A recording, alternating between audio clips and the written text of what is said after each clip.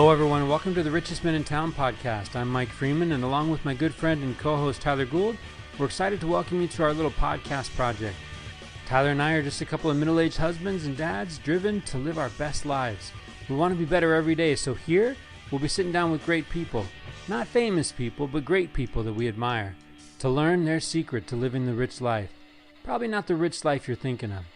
Our guests come in humbled and surprised at the invitation and hopefully leave feeling proud and grateful, realizing just how good they really have it. So pull up a chair, stay a while, and raise a glass with us as we toast our guests to the richest men in town. Mike Freeman. What's happening, Tyler Gould? Tonight was a good night, man. I'm excited for our listeners to jump into this episode and hear from David Hill, who we got to spend some time with tonight.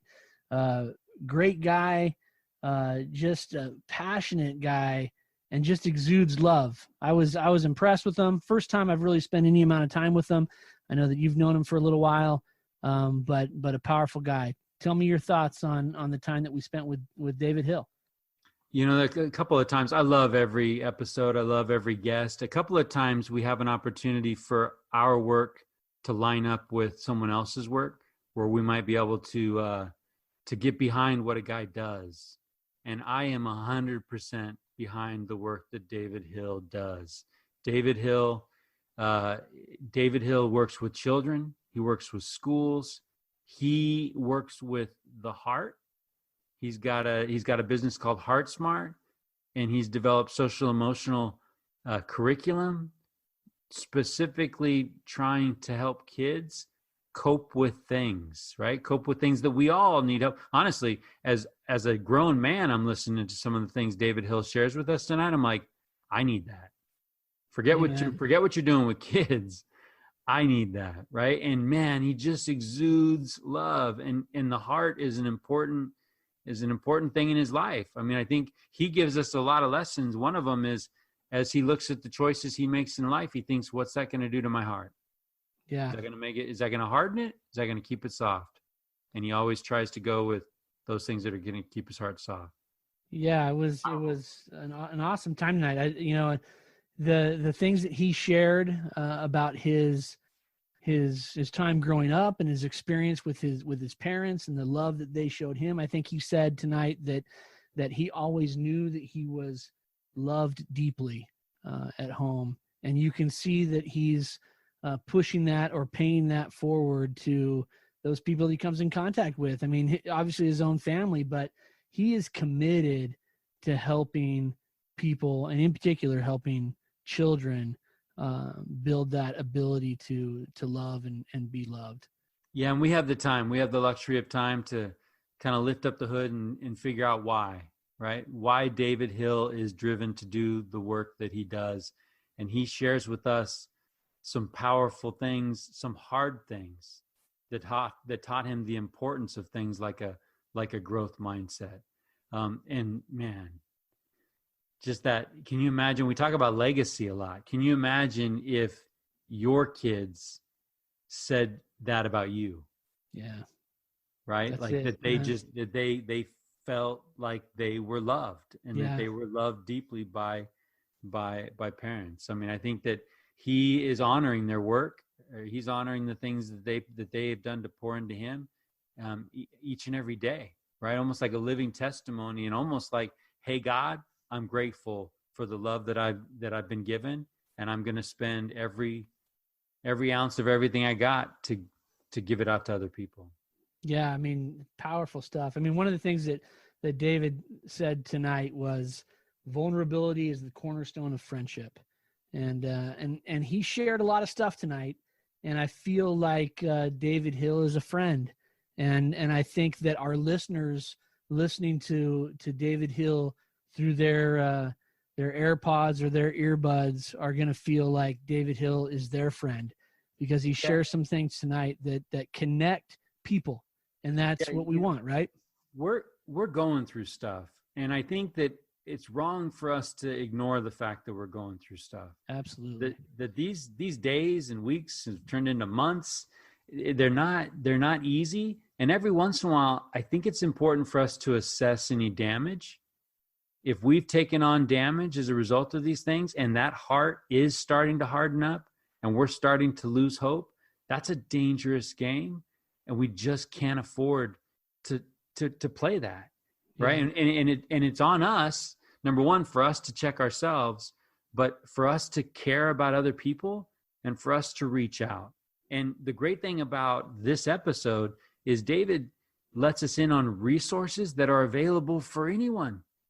Yeah. They're available for families that are dealing with some hard things. Yeah. Right. They're available for schools. He's an open book, and he's got a lot of great resources. So I mean, it's powerful. I think that we spent a little bit of time tonight talking about hope with David, and my hope tonight is that as everybody listens to this podcast, that their flame of hope is burning a little brighter after spending some time with David Hill. It was a great couple hours that we were able to spend with him, and I'm hoping people walk away feeling uplifted and feeling the love that spills out of David Hill, because it is. Yeah, and I would just echo too. This guy's from the UK. He finds Reading. There are no accidents. He had a second cousin there, like, built Whiskey Town. Crazy. Yeah. Crazy story, crazy journey. And again, a man backed by a powerful wife. And I'm a huge David Hill fan after tonight. I was before. Well, I am a huge David Hill fan after tonight for sure. And I hope that everybody takes the time to soak it up, listen to David Hill, and apply some things that he talks about. Mike Freeman, I'm grateful for you and for all that you do. Let's celebrate David Hill tonight, and everybody take a listen and enjoy the richest man in town with David Hill. So what's cracking? What are you thinking about, Tyler Gould? What's on your brain these days? Hey, let me ask you: have you ever read the book "As a Man Thinketh"? Have you ever read that? Oh man, it's a good read. It's a short read. It's short. I like that. Yeah, you could probably bust through that in a night, to be honest with you. Written by James Allen in I would guess maybe early 1900s, somewhere in there. Premise of the book is, as a man thinketh in his heart, therefore he is, right? So it's kind of like what your thoughts are, you are. And I don't know, I was yeah, I know, no doubt, right? Put you in check real quick. Yeah. But I was having a conversation with someone the other day about that book, I think it was my sister-in-law maybe, when I was visiting her family. But I think that's a powerful thought, right? But here's a couple things that he says. This is one of the things he says in his book. He says, "He who would accomplish little must sacrifice little. He who would achieve much must sacrifice much. And who would attain greatly or highly must sacrifice greatly." And I think that there's, it's interesting what, I tell my kids all the time, like, when it comes to their sports, you're going to get out of this what you put into this. If you're putting in your heart and soul, and you're putting in all your effort, and you're doing time off the clock from practice, and you're working out, you're going to get a lot out of this. But if you're just going through the motions, you're not going to, you maybe make a few friends. That's life, right? Yeah, but you think about that price of greatness, right? When you think of that formula, because it's proportional. Yeah. Right. And you think of those folks that to be great, and all of that was done sacrificing something. Yeah. Now we've talked before. In fact, you were just in my ear. I was listening to one of our previous episodes, just about what are we willing to sacrifice. Yeah. And we need to be careful, because you can be great and not have your family on that altar of sacrifice. You can be great and have those things that are essential, those things that are important, still with you. Yeah. And I think that's a myth. I think some people look at that. I think everyone would understand the cost of greatness, but I think some people would think, I got to sacrifice. I got to not be home. Yeah. Right. I got to put these things up on the altar, and that's just what it's going to be great. And I would argue. Do you feel like, I mean, I feel like for myself, it's like, it's been this constant shifting of priorities. You know, I think when I was younger, it was like, I'll work 80 hours this week and I'll just kill it, you know, and I'll build whatever I need to build. And eventually I'll be able to dial it back and reprioritize. And as I'm getting older, it's like, if you would say to me, Mike, Tyler, you have accomplished this great thing. And you said your great thing that you accomplished is that you're tight with your kids, your family loves you. Like, I would be like, dude, thank you. Like, thank you. Right. If that meant you're in the poorhouse, brother, but your family is dialed in. Think about flipping that formula, right? Right.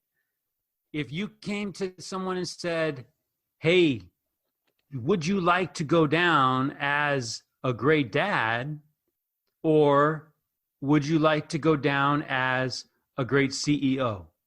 Yeah.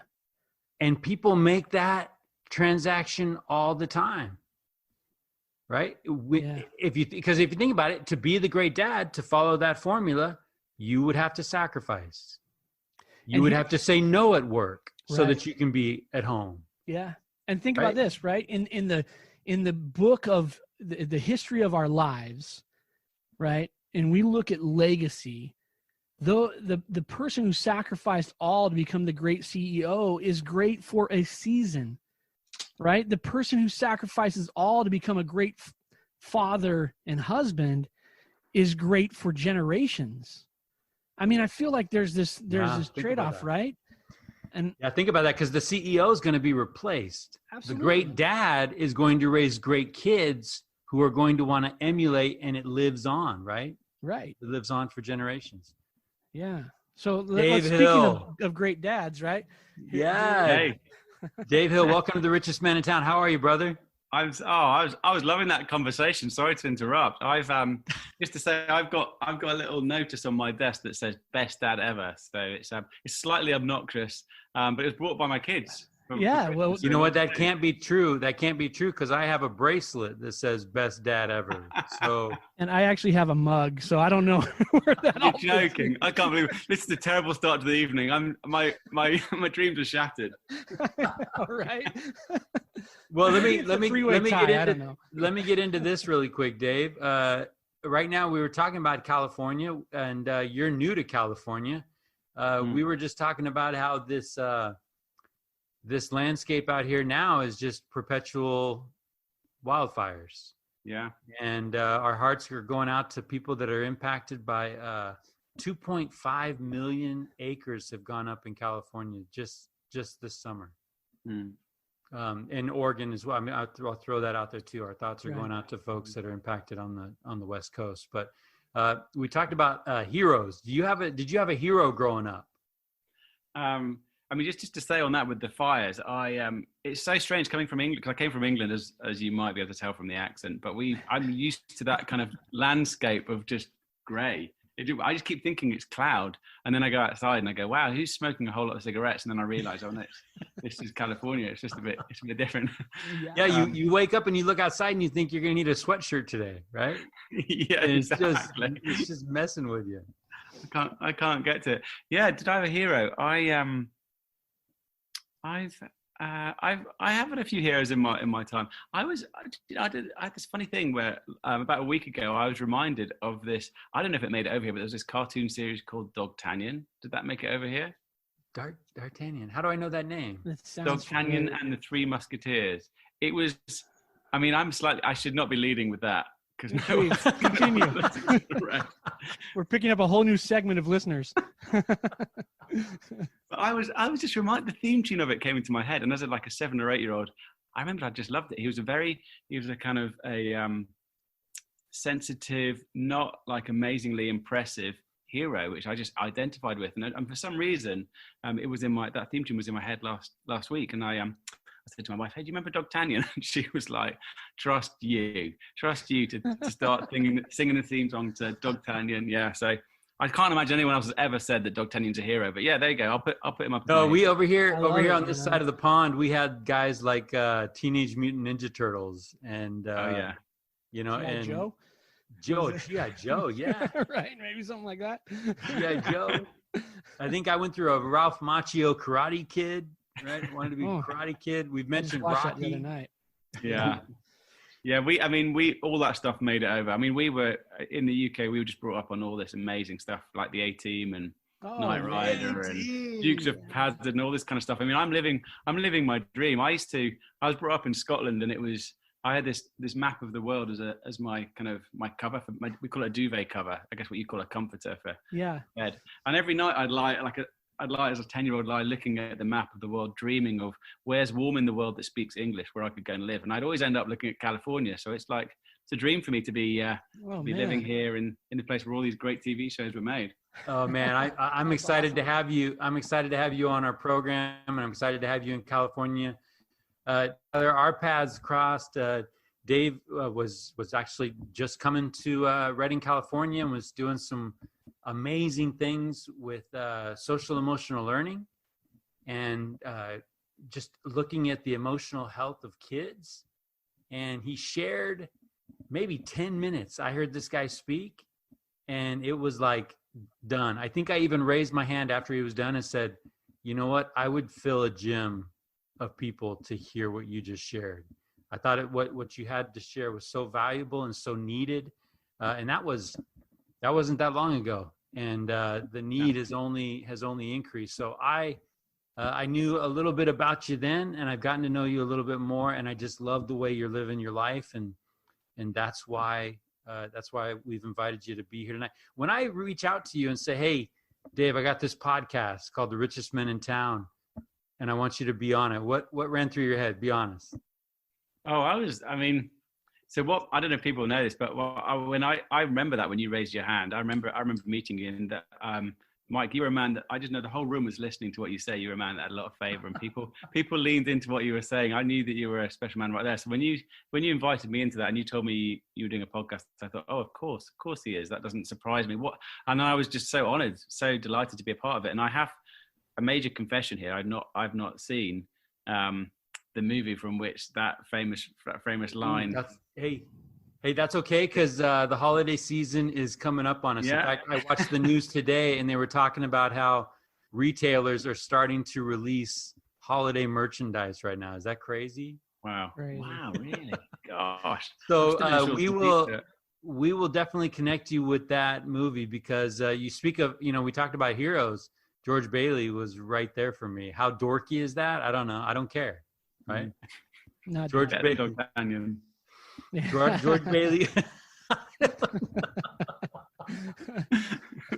Well, I will say this, David. I mean, Mike gives you this great intro, right? That he heard you speak for 10 minutes and said that he would want you to fill a gym. Now, what that does is it applies a whole lot of pressure to your performance on this podcast tonight. All right. So I don't want you to sweat it, but man, we got to come strong tonight.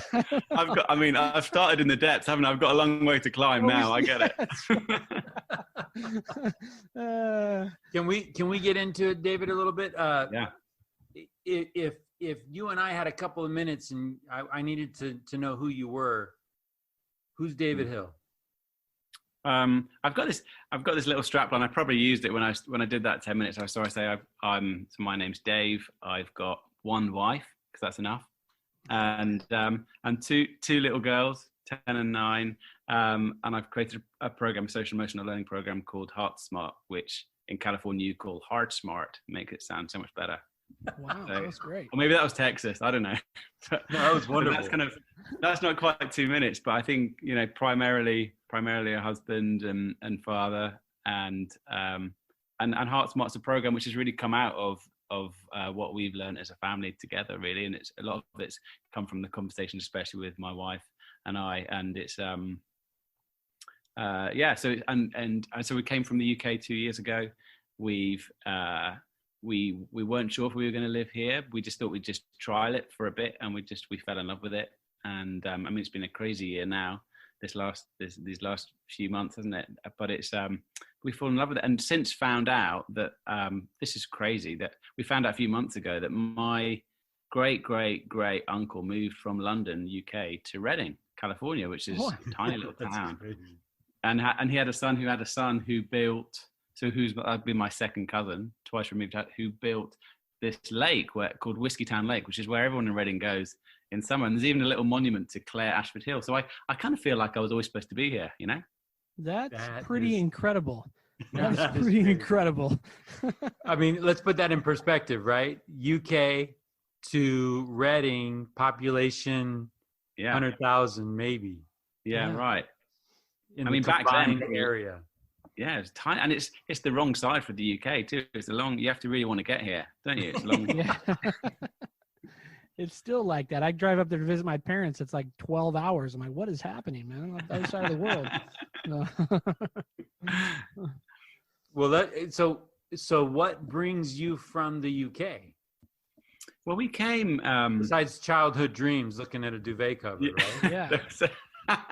Well, I have to say that motive. I mean, the heart's an interesting thing, isn't there? So many motives in the heart, and without a doubt, there's definitely a motive for that. And you know, as a kid, your paradigms get set. America was a very cool place, and California was the center of it all. So that was definitely there. But I think we've we're going to jump right into it, because the reason being, you know, about 7 years ago, my wife Jules, we moved in the UK, and she had a breakdown, and we were kind of a family in crisis, really, just 2 young kids, and my wife Jules just learning to kind of handle the day-to-day stress, and from the kind of the pain of all that, Heartsmart was born, and Heartsmart was growing in momentum, and Jules was growing in strength. But one place where we got strength was there's this church in Reading where we used to listen to the podcasts, and we just found ourselves drawn to it. We felt like this was our tribe, really. It was a group of people that we listened to, and we found so much strength. Both of us found so much strength in it, and so they offered a program where you could apply to be a student. So my wife applied.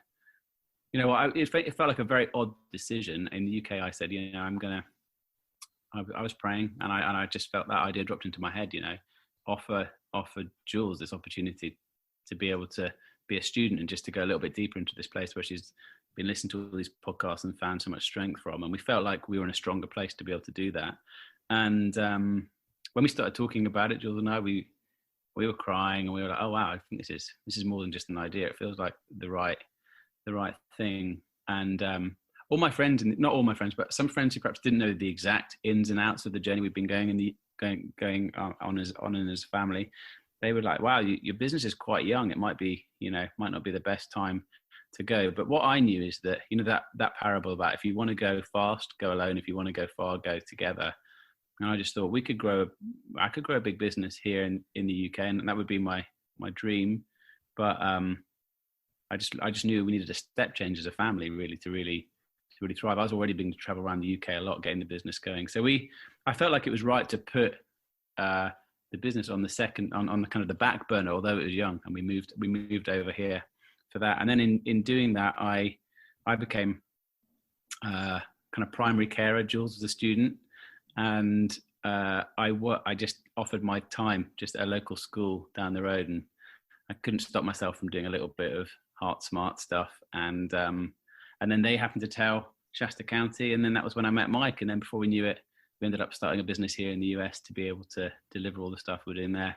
Oh, man, hold on, so Tyler. You can't get rid of us now. Tyler, where do you want to go from there, right? Well, we talk about sacrifice. Oh man. Well, first thing I want to do is because there's, like Mike said, there's a ton that we need to talk about just in that introduction, Dave. But let's talk a little bit about Heartsmart. Can you give us a little bit of background about that? What the program is, because I think that's important for people to understand. You said it was kind of born out of the experiences of your family. So maybe you can talk a little bit about what the program is and how you see that not only helping your family, but helping others. And David, can you preface that as well by letting us know what was the nature of your work that you were doing? Sure. Yeah, so before I was creating Heartsmart, I kind of had 3 main job roles. One was training teachers in emotional intelligence and growth mindset. So that's something that I understood the educational landscape of the UK quite well. So I do a lot of staff PD. I'd worked part-time as a children's pastor. And so I spent a lot of time, I just love kids. I've always worked with kids. I just find it such an exciting age, before the paradigms are really set. I mean, a paradigm shift's a scary thing, isn't it? So I think if you want the greatest return of influence, go for before the paradigms are set. But that's my little take on it. But I just love kids. And then also I'd worked a lot in children's media, and children's BBC was based in Manchester at the time where we were based. And so I was doing a lot of kind of bit of script writing there and a bit of helping devise programs and stuff like that. And so then Heartsmart, which was, I suppose one of the key things of Heartsmart is the key character is this guy called Boris the robot. Boris wasn't Prime Minister of the UK when we gave the robot that name, and we hadn't really seen that one coming. But he's basically an insecure robot. He's made from scrap, trash, junk, and he sometimes listens to the scrap man's voice who says, "Boris, you've been made from junk. Everything about you was once thrown away. You should be thrown away." And so that's the sort of the inner dialogue. But there's another voice in his head, which is the voice of Josh and Amber and the dad that made him. And they say, "No, Boris, you were made from junk, but you're recycled. You're incredibly valuable. Our life is better because of you." So he's got these two choices, and the facts are the same. He's been made from trash, but the perspective is different. And one is the perspective of love, and one is the perspective of fear or the absence of love. One is the perspective of truth, and one is the perspective of lie, though it sounds like a truth because it's based on a fact. So there's and how Boris feels and where his strength comes from is dependent on the voice that he listens to. So my faith shaped that, but also that's just CBT. That's just classic cognitive behavioral therapy. What's the voice that you're going to listen to? Recognize what you tune into. So that's at the heart of the whole thing. And so then we have these 5 core values, which are all based on love. So don't forget to let love in. So we talk about the fact of how do you build a compassionate internal dialogue. How can you be kind to yourself? You can't be kind to others if you can't be kind to yourself. Too much selfie isn't healthy is the next one, which is all about recognizing there's someone else in the room. How do you grow in empathy for others? Don't hold on to what's wrong, which is about processing negative emotions, disappointment, hurt, forgiveness. Fake is a mistake, which is about understanding you don't need to listen to the voice of shame, which whispers, if people knew what you were really like, they would hate you. They would never be your friend. But actually, we know that vulnerability is the cornerstone of friendship. When we share the things we want to hide, often that's the thing where people go, "Oh, thank you, you've just let me in." And so, but also that love rejoices with the truth. We have to have the courage to tell the truth. Fake is a mistake. And then the last one, no way through isn't true. What does it look like to have a growth mindset, to sensitize your brains and your heart to hope? So that's the kind of all 5 of those. We talk a lot about growth mindset in schools, about resilience in schools, about how do we help children to have emotionally healthy lives. But you couldn't begin to talk about any of that unless you first of all talk about you're important. Before every time a little head walks into the room, a little heart walks in too, and you can't separate the two. So we have to help children know that they're loved, that they're powerful, they're important, that oxytocin is more powerful than cortisol on a biological level. And so that's kind of Heartsmart in a nutshell. And so then the curriculum's based on that. So every lesson falls into one of those 5 core values. Okay, so that's phenomenal. First of all, I love it. I absolutely love it. And we'll make sure we have links to all of this, right, for all of our listeners to be able to see what David's doing. But can we talk, because these things are so important, and for adults, and they're so deep, right? And I think that I love that you're teaching children these values, right? These are things that if we adopt young, we really are laying a foundation for success moving forward. So can you talk about your experience as a child and some of the values you learned growing up and how that influenced where you're at today? Sure. Yeah. I was really blessed. I've got incredible parents that were that loved me, but also knew how to communicate that they loved me. And those two things aren't necessarily hand in hand. And so I have that kind of, when I think of my dad, I think of a smiling face, and I'm just aware that not the presence of our dad or the absence of our dad impacts our life. And it's the same for our mum, And there's a verse in the Bible, isn't it? Parents, impress this upon your children. I kind of think that no matter whether how present you are or unpresent you are, you impress whatever you are upon your children. And so I have that kind of that sense of being deeply loved and known in my family. So I am really, really blessed, and I recognize that. And I think when I was about 11 or 12, we had a big crisis in the family, and I've got a twin sister.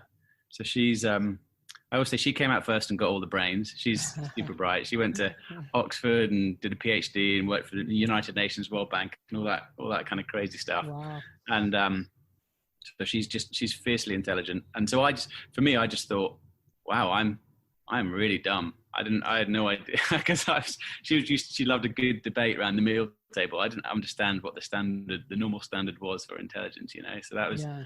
So I have a twin sister and a younger brother, and then a younger sister too. My younger brother, when he was 9, when I was about 12, he became very, very ill, and he nearly died. And then at the same time, my mum's brother committed suicide, and my younger sister was born. And so suddenly, healthy family suddenly hit by crisis for sure. And also my twin sister ended up having a kind of a long-term sort of virus. So there was definitely a period of my childhood where I kind of felt like I have needs, but I understand that my brother would be the top of the list. My youngest baby sister would be second, maybe my twin sister. And so whether my needs are, they're kind of relative. And so it doesn't matter how you try and process that. It takes a while to process. Sure. But yeah, no, but I mean, if I ever brought any of that to my parents, which it probably took me a few years to be able to, they were so quick to affirm me and show love to me. And so I think I have a deep desire to share something of the love of God with people. And I think that came from, especially my dad. He would go door to door knocking on a on a Saturday, and I would go with him, and I would learn it's important to share the thing that we care most about. And I'd also learn, flipping it, there's got to be a better way. This is terrible. so I'm still impacted by that moment, I think. There's got to be a better way. Oh, I've said that before. Let me tell you. Yeah. Go ahead, Mike. I think you got a question there. Well, so it sounds like you grew up in a home of faith. Mm-hmm. Tyler and I are in the process of trying to establish homes of faith, and I'm always curious. I did not necessarily grow up in a religious family. For me, my journey, it was 18, 19 years old before it started to really mean something to me. So I'm always curious with the stories of growing up in a house of faith, where faith actually became a source of power for you and not something your family did. Right? And I don't know if there's a moment or if there's something where you can look back and say, it sounds like when you're 11 or 12, you had a lot of things happening and maybe there, but I am always curious about where it became something that you turned to for strength and not just that's what your family did. Yeah, it's funny. I have, Romans 12:1 says, be transformed by the renewing of your mind. And that's kind of I think that's a great verse. I think that's like growth mindset, basically. I think that's just another way of saying it. But there's a children's Bible version translation of that verse, which is, I'm not going to do it justice, but it's basically, as your mind develops, let it develop with, let it be shaped by God. And so it's just that awareness that there might not be a paradigm shift. We're all familiar with I once thought this and now I thought this.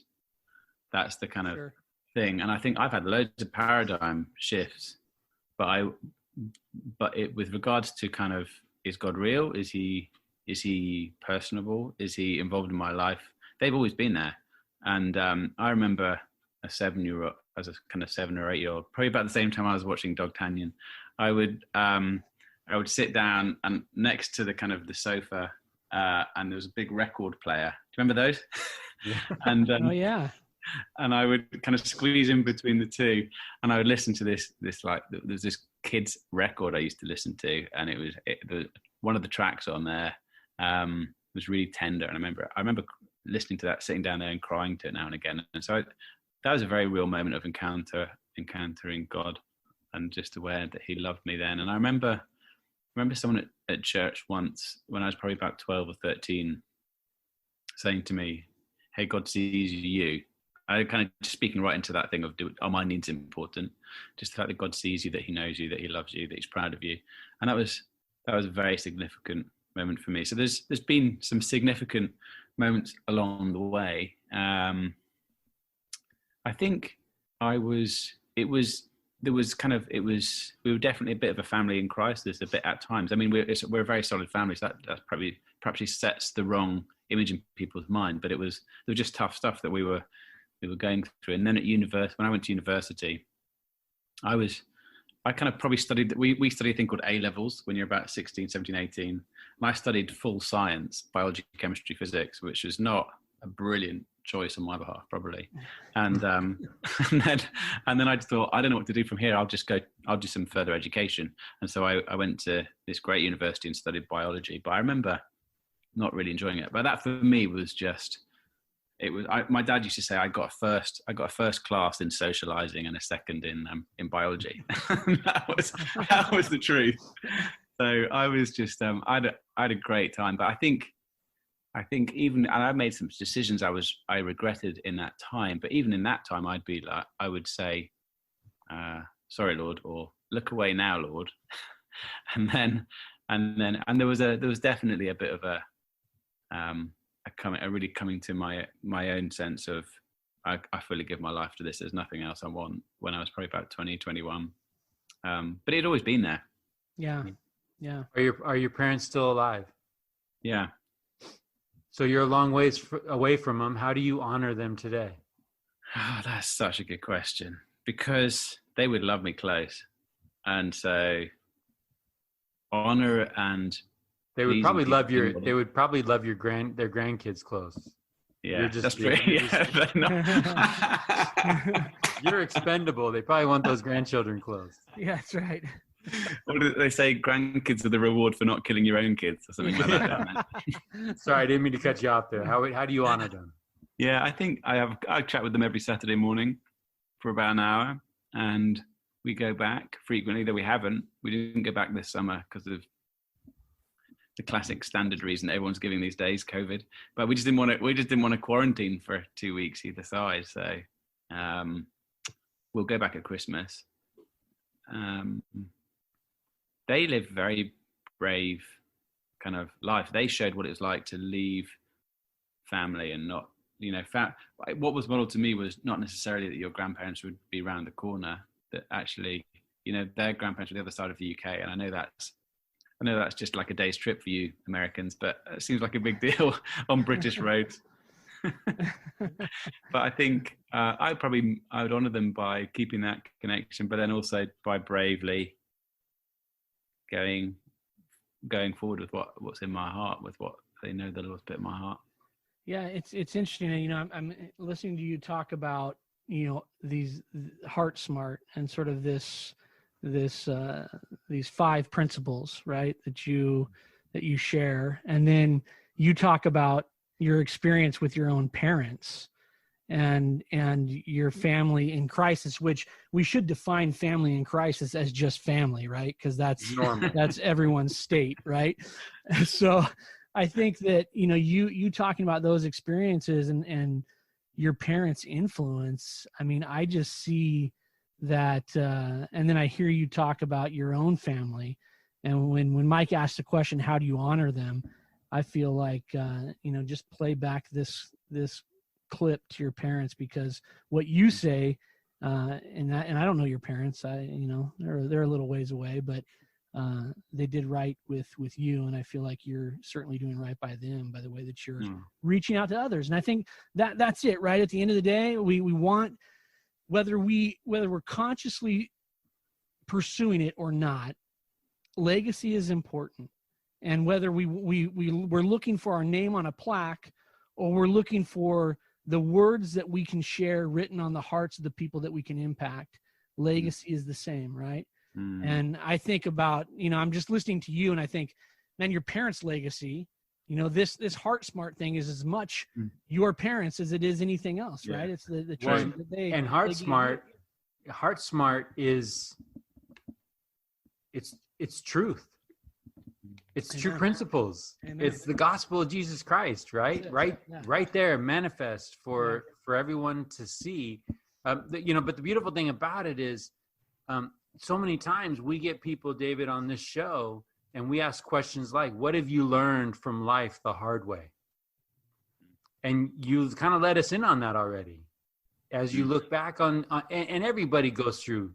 Every family does go through these ups and these downs, but when they're down, how beautiful it is that you learn lessons that have impacted your life, impacted your own family, and now continue to impact others, because you've taken those lessons and forged it into something that can be delivered to help people figure things out, right? Mm-hmm. Figure out how we can love, figure out how we can develop a growth mindset.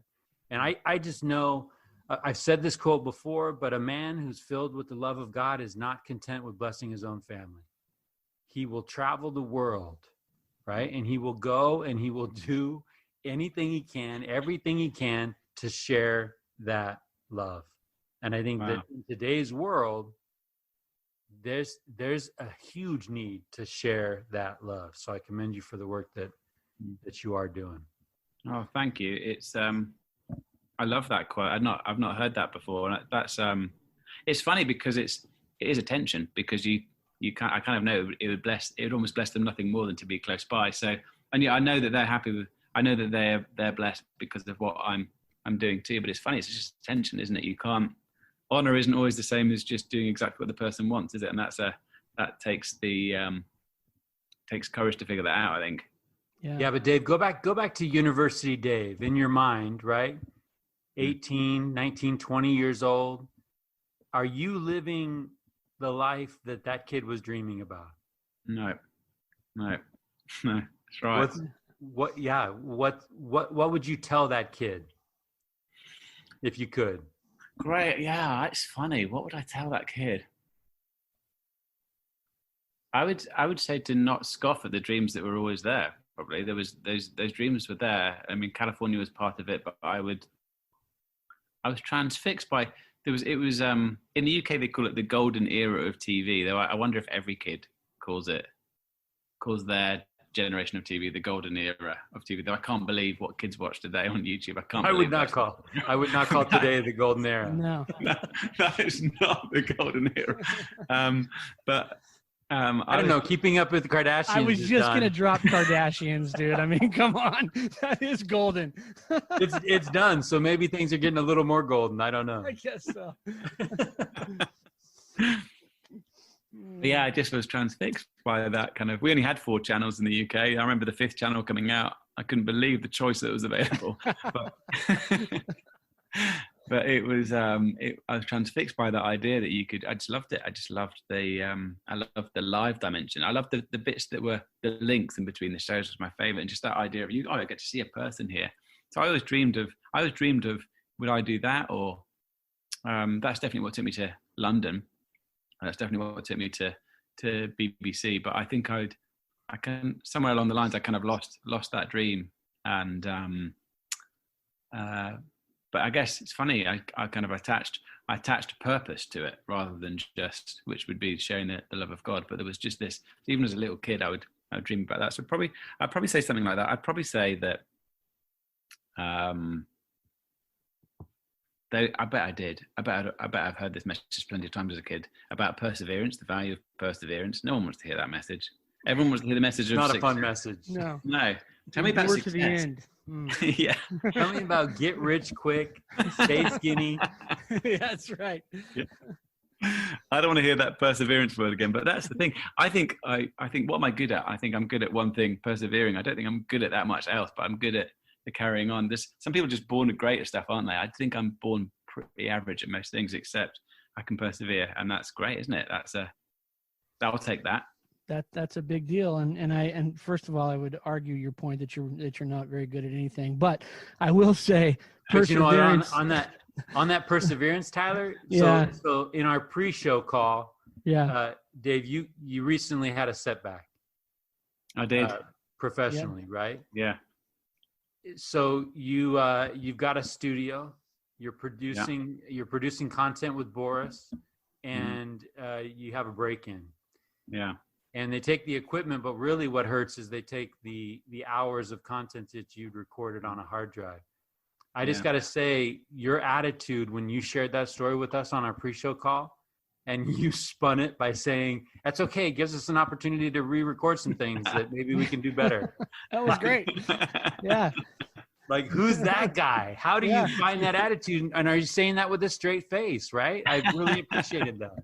Yeah. Oh, it's pure spin. It's just pure spin. What we have to tell ourselves, I guess, right? But I do appreciate that principle of perseverance. I mean, I think was it our previous episode we talked to someone we talked a lot about grit and the ability to grind things out and just kind of work through things. And I think there's a lot of power in that. I mean, obviously your talent has put you where you are, but your ability to move through some of those rough patches is what gets you to the next level. And there's a lot to be said about that. And I'm wondering, Dave, and you don't have to answer this, but I'm wondering aloud if those mornings on Saturday knocking on doors didn't teach a little bit of perseverance, right? Quite probably, yeah. Yeah, they probably taught you about working smart, but in there was that not so fun lesson of how to persevere. Yeah, right. Yeah, right. I think that's right. I think I chased a TV dream for such a long time. I just learned that you could get meetings with the people you wanted to have meetings if you just kept positive and kept emailing them or calling them, and somehow they'll go, oh, okay, you're being nice still.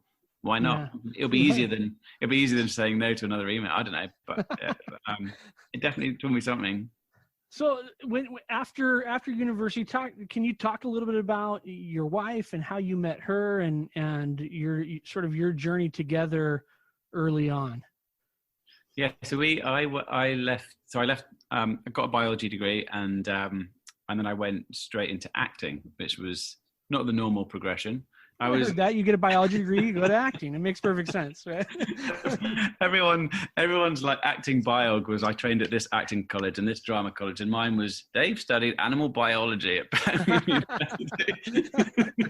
I love it. Spot the slightly aimless guy in the crew, but that was so I did acting for about 2-3 years, but then I toured with a couple, and they started going out on this tour. And I went to their wedding, and I was an usher, and Jules was one of the bridesmaids. And so it was that kind of classic story, the bride coming down the aisle, and I was like, wow, who's the bridesmaid behind the bride? And so she caught my eye straight away, and we just had lots of laughter that night. And anyway, and we didn't like our paths. Like nothing happened, and we didn't exchange phone numbers, and kind of our paths didn't cross again. But I used to pray for. So this would be the door-to-door knocking thing again. Can't believe how much. I don't think I've ever talked about it until. It all comes back to knocking doors. So yeah. Tyler and I know something about knocking doors. We do. Yes, but I was in South America. They didn't have doors. We clapped. That's brilliant. I love that. Anyway, I used to pray for about 30 people every day to become Christian. So I prayed for Jules. I added Jules to the list. I prayed for every day to become a Christian. She wasn't a Christian, and I just knew that was important. I knew it was important to me to have to share my faith. That was the way I was making all my choices. Hold on, how many people? Yeah, I know that made it sound really good, 30, but it was just like I just wrote names. That'd be the prayer. Let's stop here for a second, because that's pretty dang perseverant. I want to talk about this for a second. You prayed for 30 people. Let's even if it was 10 people. You mentioned them by name in your prayer. Is that what you did? Yeah. I mean, I'm ashamed to say I just don't do it anymore. So I'm convicted by myself. But that's what I was doing for about 4 or 5 years at that time. Yeah, every day. Every day for 4 or 5 years. I love that principle because here's what I love about it. Our relationship with our Heavenly Father is personal in nature. I believe that 100%, right? He's involved in the details of our lives. And when we are looking to impact people, I served a mission for my church and did 2 years. And the mission president in that mission told me to compile a list of everyone that you're teaching and that you want to teach and pray for them by name. And I did the same thing. I just remember spending on my knees at night, every night, for way too long till the blood ran out of your legs, right? Reading names. And that was a paradigm shift for me. Wow. It changed my prayers from asking or looking for things to praying for individuals to help individuals. And what I find interesting about that, Dave, and I'm going to let you continue down this after I finish my rant, right? But I think it's the work that you're doing now, right? When you talk about impacting children, it's about individuals, right? Yeah. When we really are looking how we can impact people's lives, it's great to speak to a large auditorium of 1,500 people or 500 people. But if we can impact one person and that person's going to be changed, that's all that we need to see. And so I love that practice starts early, thinking about individuals. And that's super cool. I just love you sharing that. Yeah. But even Dave's approach to teaching children was really because children grow into adults. Sure. Right? Yeah. So you're talking to children, but you're talking to little adults. With the idea being, if I can put some code in their head right now that's going to help them be kind to themselves, it's going to help them have a growth mindset to attack whatever comes at them, then you're making the world a better place when those children become adults, right? Compassionate children equal compassionate adults. Is that right? Right. Yeah, exactly. Yeah, so that's well, she was on the list. And I just added her on the list, and I had a motive why she was on the list. Hold on, but so at this point, you don't have her contact. You don't have her number? No number. Oh, this is getting good. Let's keep going because I got to figure out how this all comes together. So we, you know her last name at the time. I knew her last name. Okay. Yeah. So, okay. Yeah, I was gonna say, man, this is amazing. I'm gonna tell my son this story. Look, all you got to do is find a girl, know her name, and pray about it. Boom. There you go. All right, I'm sorry. Keep going, David. So it's a great strategy if you're desperate, and I was desperate. So we, for a few years, so 4 years I prayed for her, and then 4.5 years, and then I went to see my friend whose wedding we'd met at. They had started a theatre company in another city in the UK. I went to see them for the weekend, and they said, and they said, why don't you come up on the Friday afternoon, then you can see our dress rehearsal for our new show. So, oh, that's great. So I went, watched the dress rehearsal, and there was Jules acting because she was an actress. I don't know if I mentioned that bit. She was an actress. And so I was like, oh, I remember Jules. And so at the end of the show, I said, hey, good to see you again. We're just chatting. And I said, I used to pray for you to become Christian. So I told her that thing, which is not great. Whoa, hold on. Oh, Mike, let's go. you just boldly told her that over the last 4 years, you've been praying every day that she would become a Christian. Not quite as much detail as that, but I did pray. I did pray. That is bold right there. That is bold. No, it was foolish. It was just foolish. I saw the words leave my mouth and went, wow, way to go. But I'd said, hey, I used to pray for you to become a Christian, because she'd become a Christian at this point. And so that's right. I'd forgotten that bit of the story. And she's like, oh, wow, really? And anyway, that was kind of it. Nothing really happened. That was on the Friday. I saw my friends. And then on the Sunday morning. Hold on, really quick. Did you ever get the idea to maybe get her digits?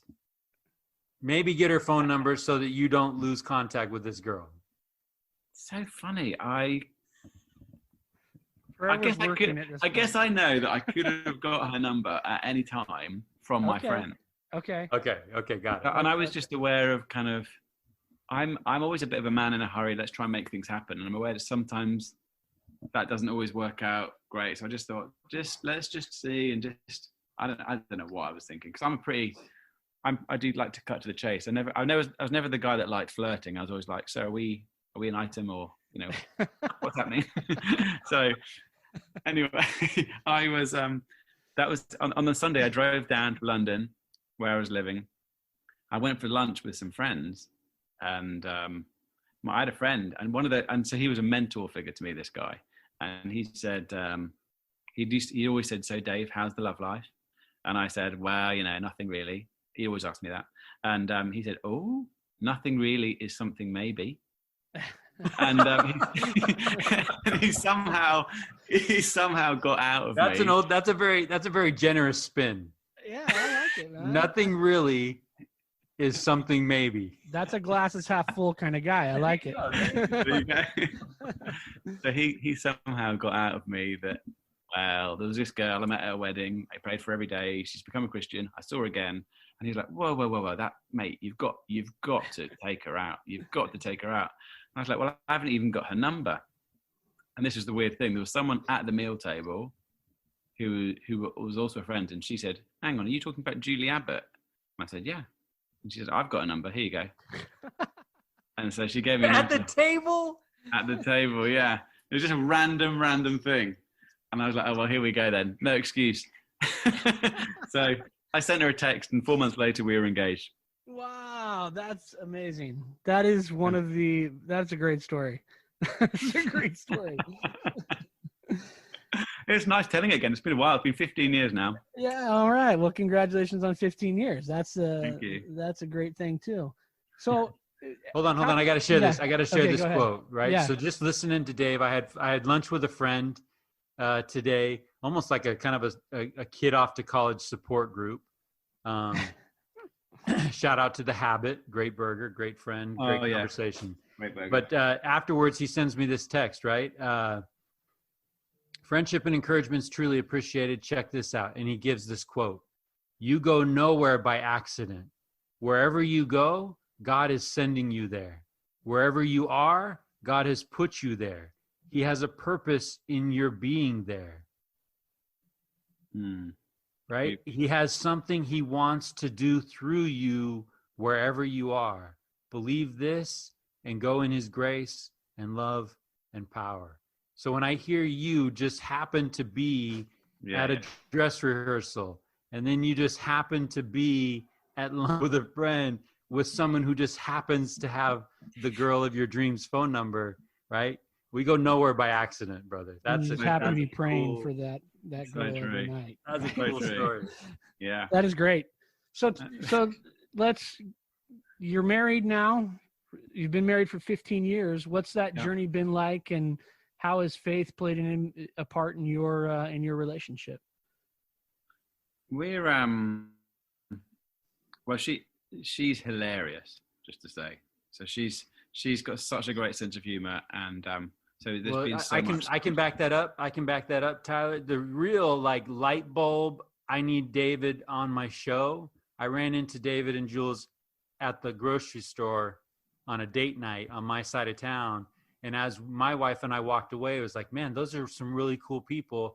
And Kelly was like, duh, Richest Men in Town podcast. Like, oh yeah. Love it. Yeah, she's that was really fun. We were basically in that store for about half an hour chatting, weren't we? It was really fun. It was great. If we could have pulled up a chair, we would have. It was, so she's hilarious. So we've had a lot of fun, and I think that's been essential, because it's been hard times. Faith has been central to all of our decisions. Really, it really has. We've kind of, I was working at a church when she started going out with me. In fact, I was working as a children's pastor at the time, and I had this new.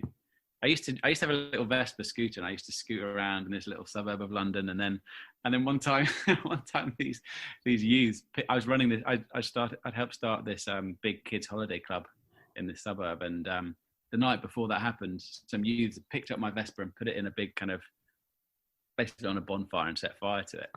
And so then the church had, unbeknown to me, at that Sunday said, "This happened to Dave. Why don't we just anyone want to help contribute to buying him a car? Give him some cash." And so I then, the week later, got this huge. It was £9,000, so that's like about $13,000, and this was 16, 17 years ago. So it was like, so I got a almost brand new Volkswagen Golf. It was so nice. So I was driving around, I said, "Hey, do you want to see?" So I remember taking Jules on our early dates, kind of going in the Volkswagen Golf, and she was like, "Oh, nice car." And then she opened the glove box and she found this little moustache. It was like little joke fake moustache that I had from some sketch for a kids' holiday club or something. She was like, "Wow, classy move, Dave. Really classy move." And so from then on, she knew she was marrying a clown, basically. Hold on, I got to back up. What do you think when you see your Vespa burned?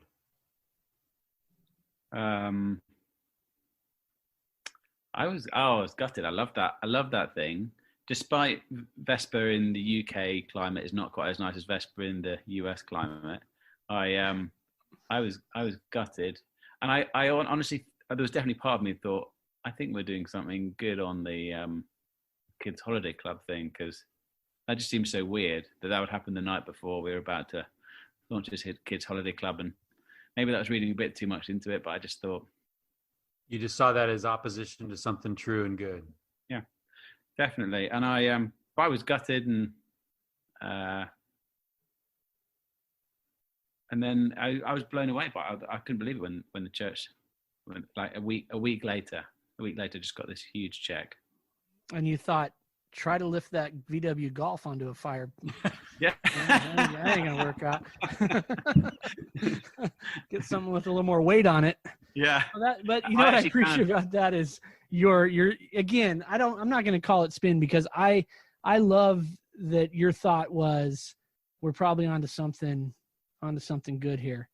I think that's, it's hard. Life is hard, no matter what stage we're at, right? You talked about being young and a family in crisis. And again, we define that as just family, right? Because there's things always going on.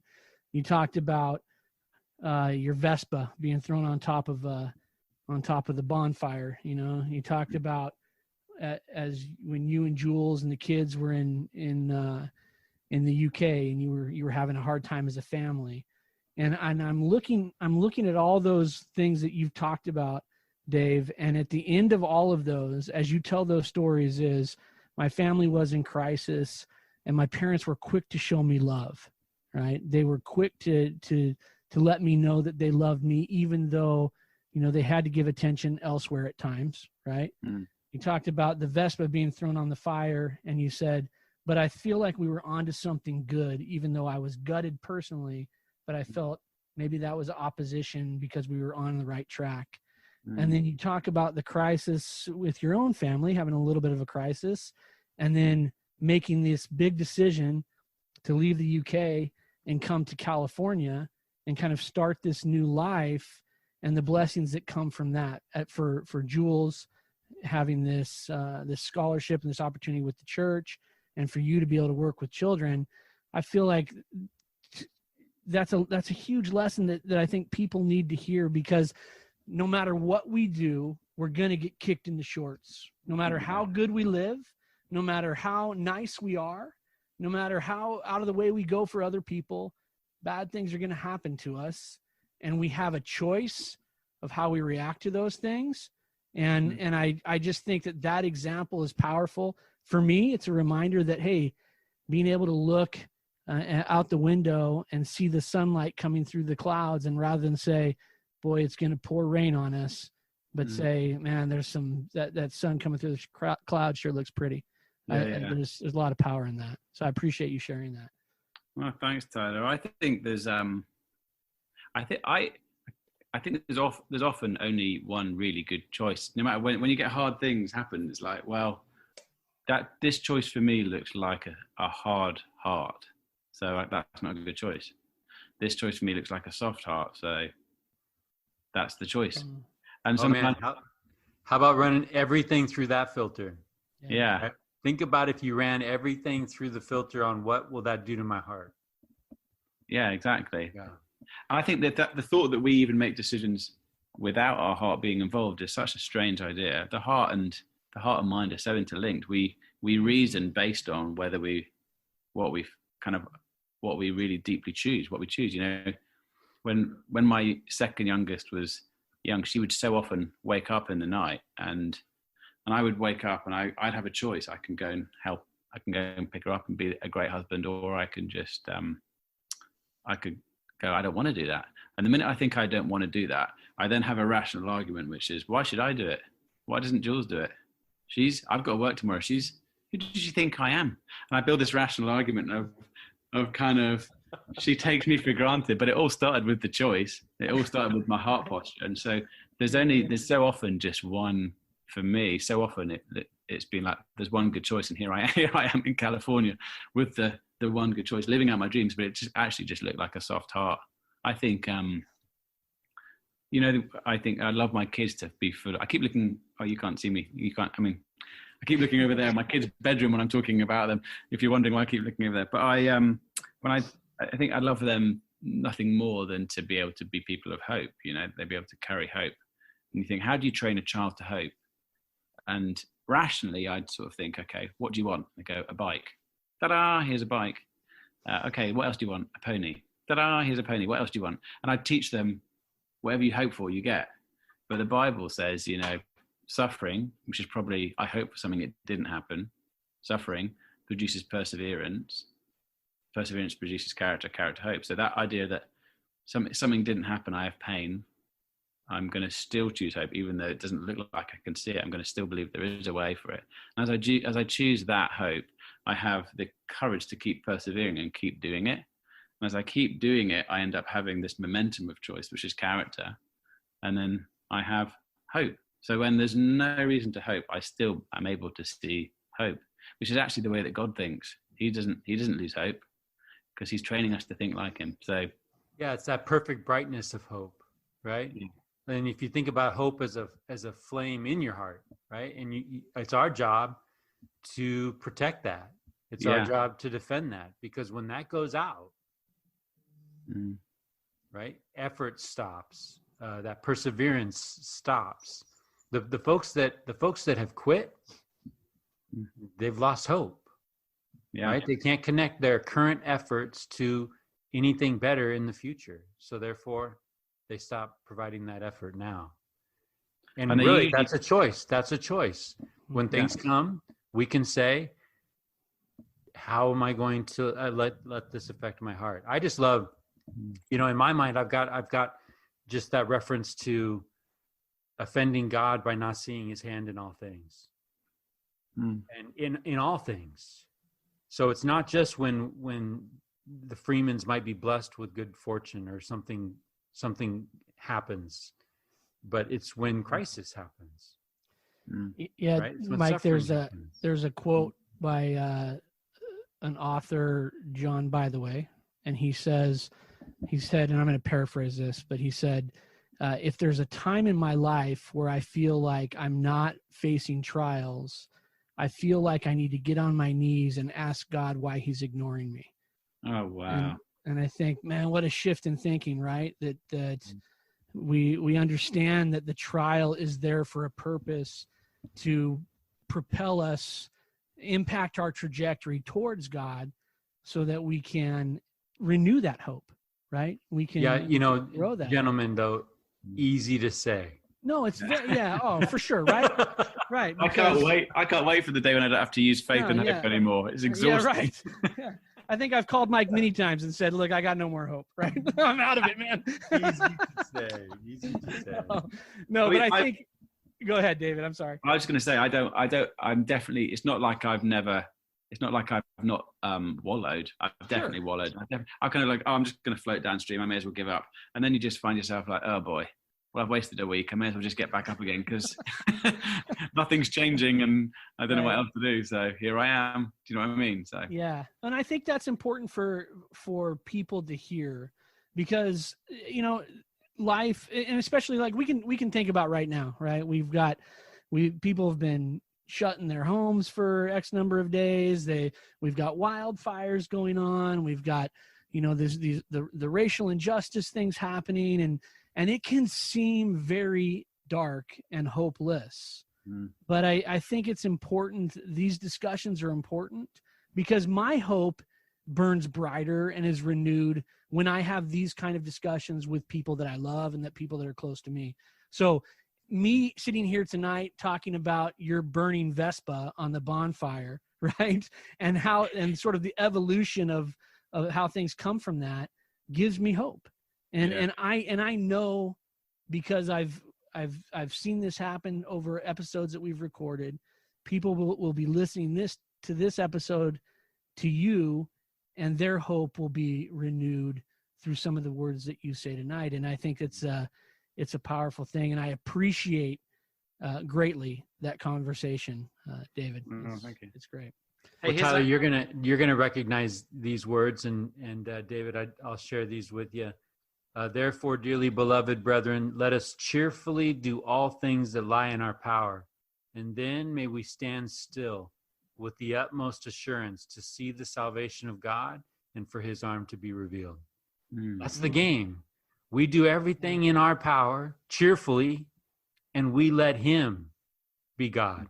I was just telling my kids that the other night, and I said, cheerfully, that's next level stuff, right? That's next level. I don't think I've done it cheerfully. Grind through it. Yeah, we can do it. But if we can do it cheerfully, man, that's next level stuff. And I love. Well, and Tyler, I know I'm speaking your language when I say this. Sometimes Mike Freeman doesn't have to be cheerful, as long as Kelly Freeman is cheerful. Amen. Yeah. Right. It's when we're both in jeopardy of being down. That's when it's scary. That's when that flame is flickering, and it's very careful. And that's when, to use an analogy we've used in this show before, that's when Tyler Gould lights it. That's when David Hill comes to Mike Freeman and lights it. That's why that's why we are so dependent on relationships, right? So that we can watch out for one another. I will say this, and David, I'm touched by your family history. It sounded like you had an uncle maybe that committed suicide. We've talked about on this show before. This month is National Suicide Prevention, Suicide Awareness Month, right? If you see people that are struggling and you have a relationship, I would say, as an extension, myself included, we have an obligation to ask how they're doing, and we have an obligation to ask them twice. It's beautiful. And to get a little deeper, right? Tyler, you've often told me, if you're not in my life and you ask, how's it going? You're going to get fine. If you're in my life and you ask, how's it going? I'm going to let you in on how's it going. Yeah. Well, right? I mean, and David said that tonight. David, I'm going to quote you here. Vulnerability is the cornerstone of friendship, right? And I think that's it. And we're better served when we can have these kind of conversations. It's interesting. Mike, it's probably had the same experience that I've had throughout this podcast. We talk to different people from all walks of life, and they have all different experiences, and we sit and we chat, and I feel like I walk away like I've known that person forever, right? Because we're willing to share things that are underneath the surface, and if more of us made the effort to understand where people were and to truly listen to what they were dealing with, man, we would think of the change that would happen on a daily basis. We talk about wanting to impact people's lives, and I believe this with all that I am. Sometimes it comes down to just a conversation that you are invested in knowing about them. That's it. And that's going to change everything. And I believe that. And so it's great. Tyler, right? Tyler, conversation sounds like a tiny hinge, and that's a great segue. So David, as you look back on your life, do you see moments, tiny hinge moments, right? Our lives turn on these tiny hinges where a conversation could change something, right? It sounded like a lunch appointment change things for you. Do you have any experiences looking back where it's like, yeah, I can tell you at this time, this thing changed everything for me? Yeah, I think there've been a few. I think one of the most recent ones would be meeting you, Mike. I mean, here we are. We've ended up forming a company out of that kind of that. That was a key moment, wasn't it? That time when Chester County said, could you provide this for us? And then we ended up forming a company and then helping service schools in Chester County and beyond. And it's just, that was a hinge moment. We were exploring being here for a couple of years, but it looks like we're here for longer now. That was definitely a hinge moment. I think for me, it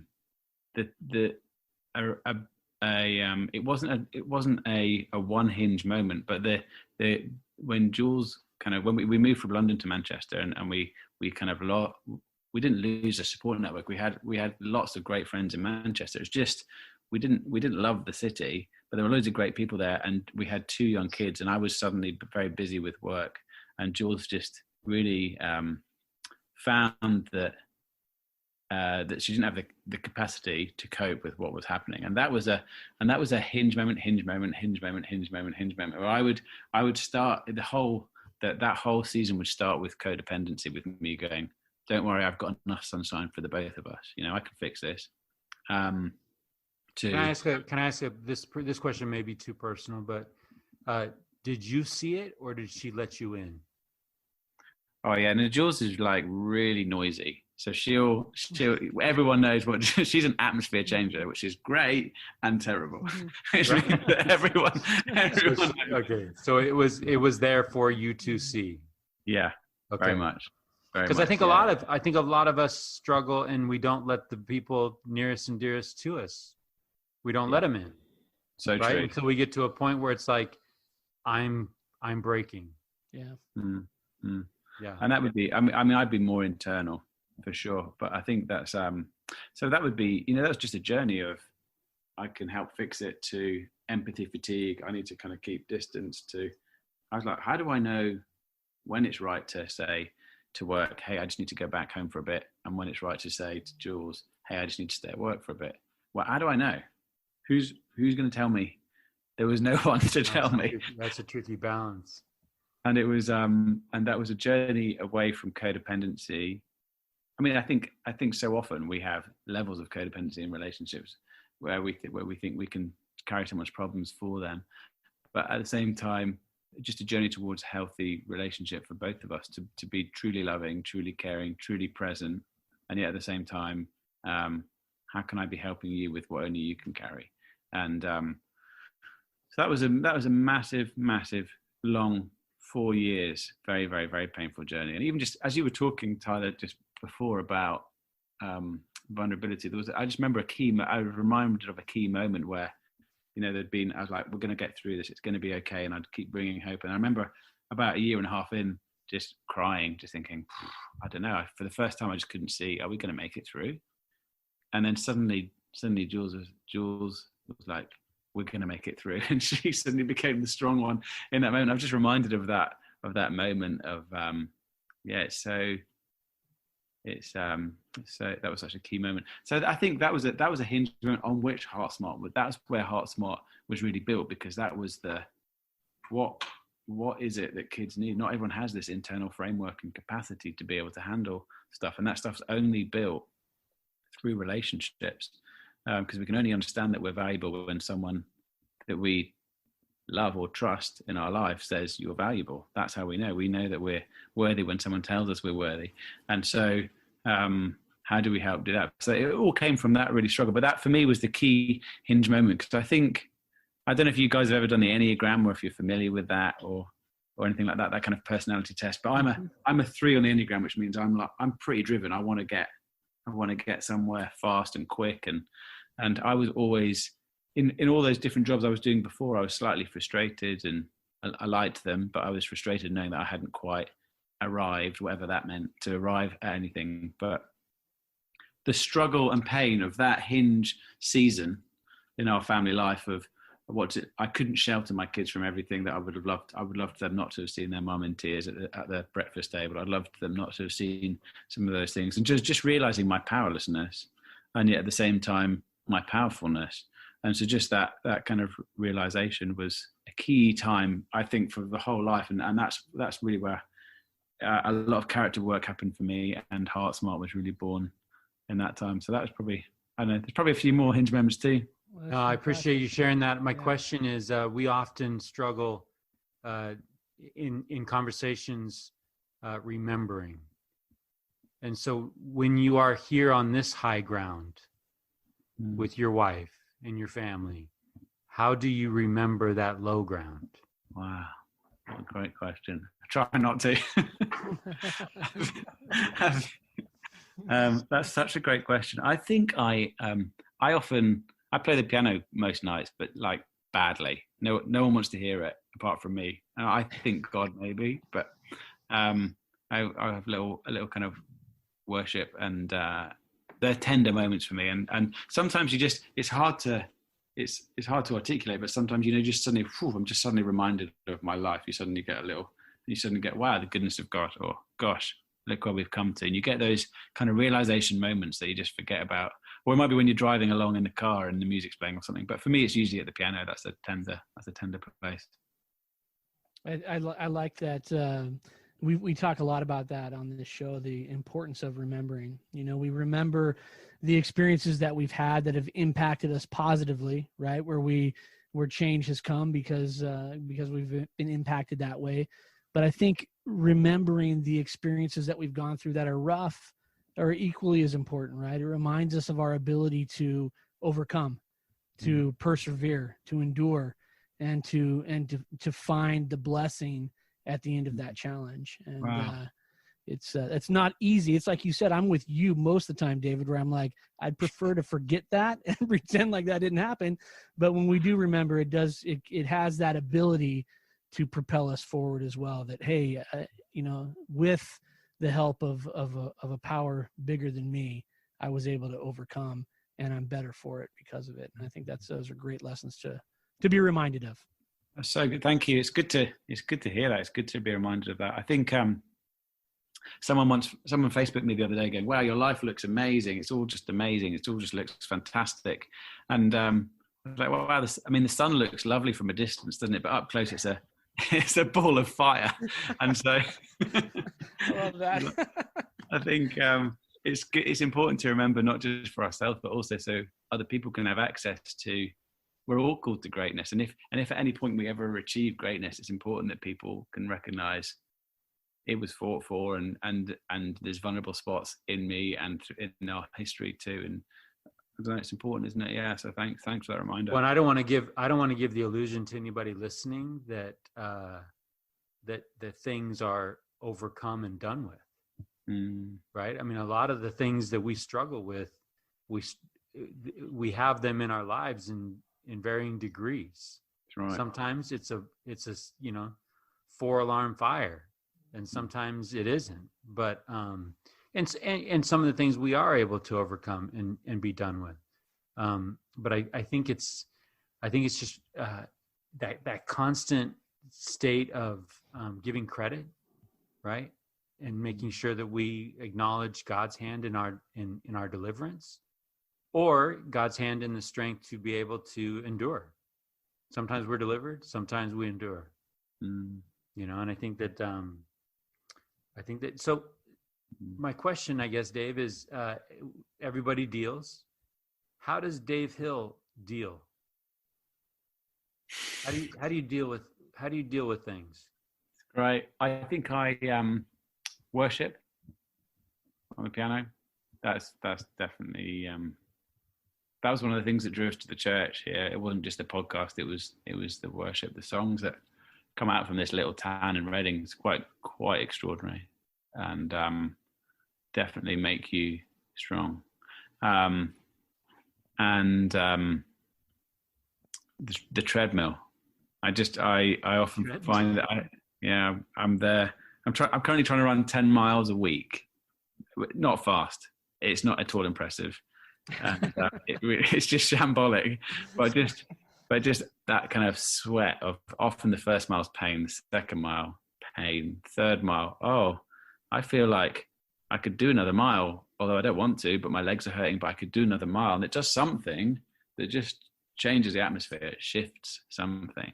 And so going after 10 miles. I generally break that down into at least 3 runs a week, but that does something. That definitely does something. So that and worship, and then I don't know. My family's great. We do have such a love. We eat together every evening, and we generally laugh a lot. Usually at my expense. That's how my household is. So that's great. Hey, is there music? Is your music out there for people to enjoy or listen to, or is it just for you personally?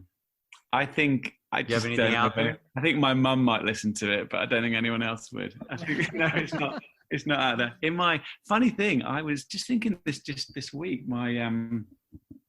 We've got a piano. We shipped a piano across from the UK to Wow. to California. Yeah, we shipped it across, and so it came through the Panama Canal, and it's not been tuned since. And you can tell when you get into the high notes. But it's I was playing it. You can tell. I don't know. Yeah. I was going to say, you do know they sell pianos in California, right? Yeah, right. I mean, that would have been cheaper.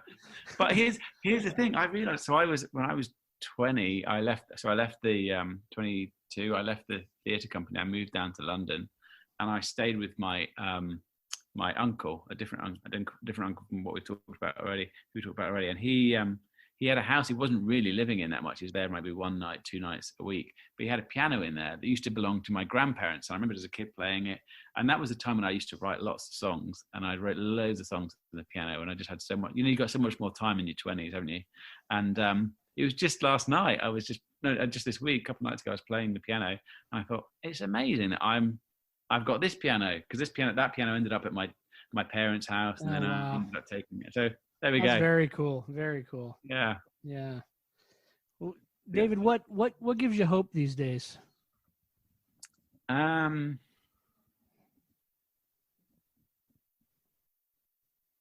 have got hope. I'm just thinking. It's such a good question. I think it's unsettling times, eh? It's really unsettling times, and the news is obviously what makes a good news story is the bad stuff, because that's the stuff which is interesting. You hear about the marriage that broke up. You don't hear, hey, did you hear these guys made 25 years? Right. You don't hear that. You just hear those guys, they're no longer together. So you kind of think marriage is probably failing, but if you look at the stats, marriage isn't failing, Yeah. And so I think that's just that thing of God's secure, and so he's probably not going, oh yikes, what do I do about this? And so I kind of think that in the unsettling times there's going to be something great happening. I don't know if you guys found this. Did you guys start this podcast during COVID? Yeah, I think we did. Yeah. And were you talking about it for quite a long time? We've been dreaming about it. Yeah, we've been dreaming about it for years, but COVID finally gave us the opportunity. Yeah. So there's another example. There's just so many things that people dreamt about and thought about and were hoping to do, but it's so hard to do that stuff, isn't it? It's like you don't get off the couch. I'm not saying you're sitting on the couch, but we don't do the things that we kind of think, because we just think we can't. And then you end up, well, let's give it a go. So for me, I had this dream of creating free Heartsmart resources. And I just thought that's 5 years down the line. We'll have sold lots of curriculums. We'll be able to build a studio in Reading and make loads of free resources for families. That's the dream. But then with COVID, I was like, well, we can't get hold of any schools. Let's make stuff free for families.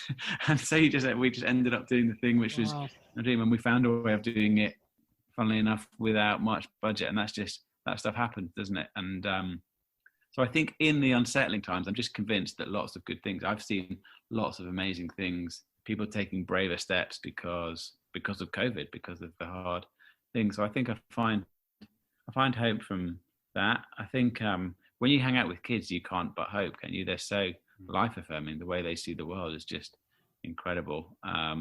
So I would put a spin on God. I know God doesn't look at this and say, yikes, what do I do about this? I do know that he looks at this and says, what am I going to be able to do through this? Wow. Right. I think that he is doing things through this. He knows this is seen, and the thing after this, there'll be something after this, right? There always is. And I think that he is in this. And I think that if we see with eyes to see the opportunities that are out there.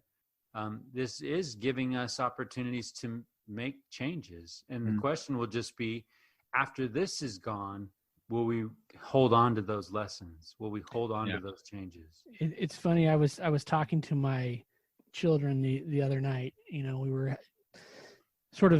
having some were bemoaning the fact that they were doing school in their bedroom, and some were bemoaning the fact that they can't play sports, you know, and you know, so there's a lot of negatives, right, that are quick to be pointed out. And you know, we've always, from the beginning of this as a family, we've said there's good things that'll come, right, that we're supposed to learn through this. And so the other night when everyone was bemoaning these, you know, we're gathering the negatives, and we asked, my wife and I asked the question, well, what's been the positive that's come for you out of this experience of being fully anticipating zero participation in that conversation, but there was conversation, and they did point out those positives. And I think that you know, that's important, right? Because you said, David, you know, here we are, we're shut down, business is kind of at a standstill, but we're able to accomplish something that we thought was going to be happening 5 years down the road. And there are good things that'll come from the time that where we get beat up a little bit, and I believe that. And I think that it's difficult, right? It's difficult to see it, but it's there. And I think this conversation is so important for people to hear, and it's important for me to hear. I say for people to hear, honestly, it's important for me to hear. That's what's really all about. So it's great. It's been great. So I think what gives me hope, if I can jump on that question, is listening to people like you and Mike and some of the other people that we've talked to that are willing to share that there's the trail isn't completely blocked, right? There's a way through, and that we can become better, even given the difficulties that we're in. So I think that's right. I think of my two daughters, one has to work much harder to just understand some of the kind of the comprehension side of things, especially. But one of the things I say to her is, but you don't realize that because you have to work harder, you end up with a muscle that no one else gets, which is a really great muscle. And when I said on the kind of the call the other day about how we're gonna have to refilm some of the stuff, it really isn't just spin. It really is actually just, it's such an opportunity, because I really know what each lesson is about, much more than just, right, this is roughly on the theme, hopefully this will kind of land. I mean, I think it was better than that, but it's definitely going to be better. The stuff that we've got is definitely going to be better. We know how to, and I kind of think that often happens in hard times, doesn't it? So yeah, there's hard times. I think if we listen to the news more than hope for, like these conversations, then we end up with not much we can contribute. We need to be able to tune into this stuff to be able to contribute, don't we? To bring hope. Absolutely. Yeah, I think we need to turn down the noise that's out there and pay attention to the people that are, you know, that are in our lives. You know, I've talked a little bit about my family and let people in on the fact that we're down one. I've got a daughter at college, and that's presenting all new opportunities, and it's uncharted waters for the Freeman family right now, right? But it gives us an opportunity to appreciate what we do have, because I now know that the other one's going to leave too sometime. You know, before it was all speculation. I heard these kids go away, but I never experienced it. And now I start to realize that every day I have an opportunity to connect with my son, and also I need to be better at establishing the connections with my wife, because eventually it's going to be us. Wow. And that presents all kinds of cool opportunities, but also, you know, we want to be intentional. We want to be laying the foundation for that. I mean, it's kind of a joke. I mean, I say foundation. We've been married over 20 years, right? But it is different. It is different as we go into this new chapter. So David, what are you learning as a dad and a husband? What has that taught you about being a good man? Well, taking feedback's a good thing to learn, isn't it? About how we receive feedback. Taking feedback graciously, right? Is that the? I think I've always loved having the last word, and it isn't necessarily all that good, because sometimes if you want to hear it, you're getting the feedback, aren't you? How are people finding you? If you really want to know that question, you're probably hearing it and hearing the answer to it. And so I think I feel like I'm only just learning that now. Honestly, it's ridiculous, isn't it? 15 years. How long does it take me to let my guard down? And sometimes I think this Heartsmart thing is just a giant therapy session for me. You mentioned feedback though, and honestly, after your call with Tyler the other night, Tyler and I stayed on, and I kind of confided in him. I received some feedback, and it was somewhat of a hinge moment. It was exactly the right time from exactly the right person. And, Tyler and I are reflective already, because we're looking at, we're trying to establish a 5-year plan, right? We're trying to actually put down on paper or a bar napkin or something what our lives will look like in 5 years, with the idea being that if we plan it and we review it, we can build it. If we're not intentional about it, it's not just going to spontaneously happen. And so in that mindset, I received some valuable feedback, and it was like, wow, it was honestly, it was uplifting, and it was needed, because I think we recently had a guest on talking about the importance of self-aware. And I don't think I'm very good at that. And I think that when you get feedback, that helps you, right? That helps you see those blind spots. Because I hate to say like Captain Obvious, but blind spots are hard to see. Yeah. So it's good to have people. It's good to have people in your life that point those out to you, so that you can make some changes. It's true, but it's so funny, because we want to just be we confuse. We don't want to just be accepted and just adored without having to adjust, don't we?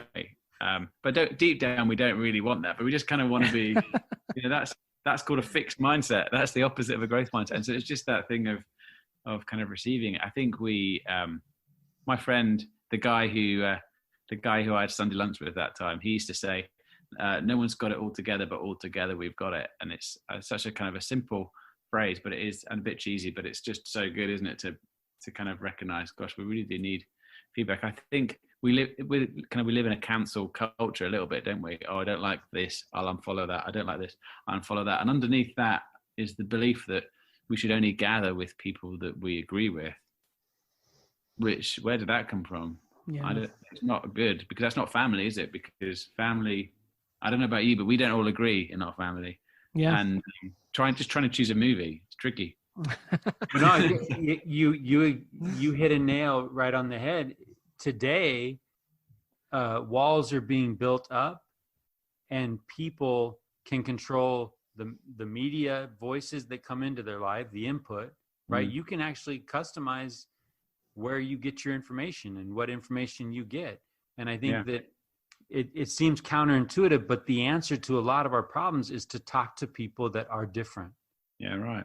Right. And to actually expand our circles and not contract our circles. And I think that, I have this question. I love Boris. I love the work. I'm familiar with it. I can honestly say, and we will put this in the show notes and make this available to folks, but when I'm having a bad day, I have your book in my office. Oh. Because that self-talk is so dangerous if we don't control that messaging. And when you were talking about, just in that nutshell overview, you talked about Boris has a family that loves him, and he's got that scrap man's voice, and that's the opposite, right? That's fear. David Hill, what are you afraid of? Wow. When you look at the danger and power of that fear in our lives, what are you afraid of, and how do you overcome that? Yeah, I think I was definitely afraid of failing, afraid of. I've been afraid of things that have happened though, and so when that happens, like for me, the thing I was so driven by. Not this is not classic alpha male, but I was so driven by the idea of family. I can't wait to be in a family, can't wait to be a dad, family, and that just to be a perfect, whatever perfect family looks like. Yeah. And so when we were a family in crisis, I was I'm like, still looking for one. You mean it doesn't exist? But I was, I was so afraid in that. I was so afraid in that time. I was so afraid that Jules wouldn't. I mean, we're all going to battle with our internal dialogue and capacity in different environments, but I was so afraid that she would never come to a place of strength. Or I was so. I think I've been afraid of running a business as well. Heartsmart is delivered with a business in the UK and a business in the US, and I've managed to. I feel like at times wow, I've managed to lead both really badly, and then. But actually, I've had advice, and it seems like maybe I haven't. And I mean, what does it even mean to necessarily? I mean, some of those decisions you can get. So I can get scared of the lack of funds, the lack. How can you make a brave choice if there's a lack of funds? And so it's funny. So I've been afraid of all sorts of things, and so many of them have happened. You think, well, it's not that bad. I think I'm not very good at water skiing or any of that kind of stuff, because I think deep down I'm afraid of getting hurt physically. I used to play rugby, and I was fast, but I was a terrible tackler, and I got knocked out, and my shoulders hurt, and all that kind of stuff. And so I just so I think I'm afraid of that stuff too. So I'm pretty afraid. No, but if you think about the antidote, if you think about how to deal with failure, it's almost like, what if we just ran to it? Yeah. What if we took the thing that we're afraid of and just get it over with? Yeah, right. Right. And what's the worst that can happen? Right. If we're afraid, because a common answer as we ask that question to some of our friends is failure. And I think that we carry that sometimes. I don't know if it's a provider thing. I don't know where that comes from. And I think that we need to be rethinking of all of those pressures that we feel in life. Listening to Nate Ward's episode has got me rethinking all of that, right? Rethinking what does my role look like, and why do I feel like it needs to look like that? But if we are afraid of failure, go to it. Yeah, and I think a lot of that, Mike, is that when you're single, right? You're the Vespa driving down the road. That's it, when you get married and you got kids and you start to compile things, it becomes a train, right? And I sometimes think about that, right? I've got all these people in the cars of the train, and they're dependent upon how am I steering this car, and what direction am I going to turn, and because they're attached to it, right? So I think that that becomes that natural inclination to say, well, yeah, I'm afraid of letting people down. I'm afraid of failure, because when I think of those comments, immediately I think of my own children, right? Because I want my children the best for them. Now, that doesn't mean they're all we've already discussed this. They're not gonna be driving Audis in anytime soon, but I want the best for them, and I think more than anything, I think of your comments earlier, David, talking about your experience with your mom and your dad, and I think that when I think, and Mike, you may have jumped in on this conversation earlier, but we were having this discussion earlier about achieving things, and you could be the CEO, or I could be the father that I want to be, and at the end of the day, that's what I would choose, because for me, that's success, right? To have my children that are spiritually aware, that are emotionally aware, and that are compassionate and giving and merciful people that want to see others find success. To me, that's victory, right? That's how I would define it. I wouldn't have defined it that way at 20, but at 45, that's the new definition. Well, and the spirit of this podcast is that a person would be awake in their life to make that choice. Because that choice is not organically just going to happen. Right. For whatever reason, we live in a world with pressures that put pressure on title, put pressure on power, or success being a definition of a salary or square footage in a house, right? And we're saying, no, that I want that bracelet that says best dad ever. Yeah. I contend against that, just to say. I want Tyler's mug, right? Like, you can't have it all, man. You can't have it all. Right, come on. But we make that choice as a willing transaction, as an understanding that that's the trade-off, and that's where I want to put my chips. Yeah. I think it's funny because with I felt such pain with the business, the last few months, because it's been so hard, and especially with the break-in, that's just so tough.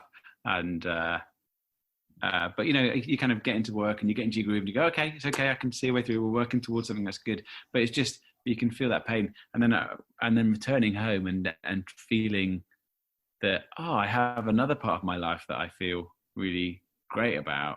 Yeah. And I've been so aware of that, this just feels so great. But there was a time at which work would all feel good, and then I'd come home and be like, this is going to be good, but this is requiring more. And I'd much rather take the home thing feels, that's feeling like a beautiful thing right now. That's just like, that is the best, isn't it? Because that's the stuff it's the stuff which counts more for me anyway. I agree with you 100%. Yeah. There's nothing better. I was just telling my kids today, I said, it was the end of the day, and it was like about getting to be about 4:00. I was getting ready to leave the office, and I thought, I'm excited to come home and hang out with these guys, and that's a good feeling to have when that becomes the highlight of things. I think for to come back to that Enneagram thing, the 3, because basically the idea of the Enneagram is it's what drives you. Yeah. And underneath it all, it's often the lack of something which drives you. And so for me, being a number 3 would be a kind of driven by what happens if I don't? What happens if I fail? So I'm so driven by, come on, let's make this thing work. This one guy said to me, he saw me do a Heartsmart presentation. He came up to me and he said, "You are definitely a 3, and you've definitely experienced a hard time in your life, because why would you create an emotional health resource? 3s don't have any emotions. So how come you create an emotional health resource? You're so driven." He said, tell me about the hard things that happened in your life. And I was like, wow, who's this prophet? That's incredible. Yeah, exactly. Hey, for the listeners, I just want to check in. Boris survived the break-in, right? Boris survived. He survived. Yeah. It's amazing. So there will be more Boris. Where can people learn more about your work, Dave? So Heartsmart.school, www.heartsmart.school is for any schools that are interested. www.heartsmart.family is free resources for family. And we're going to work on a free app too. So that's not available yet, but we're fantastic.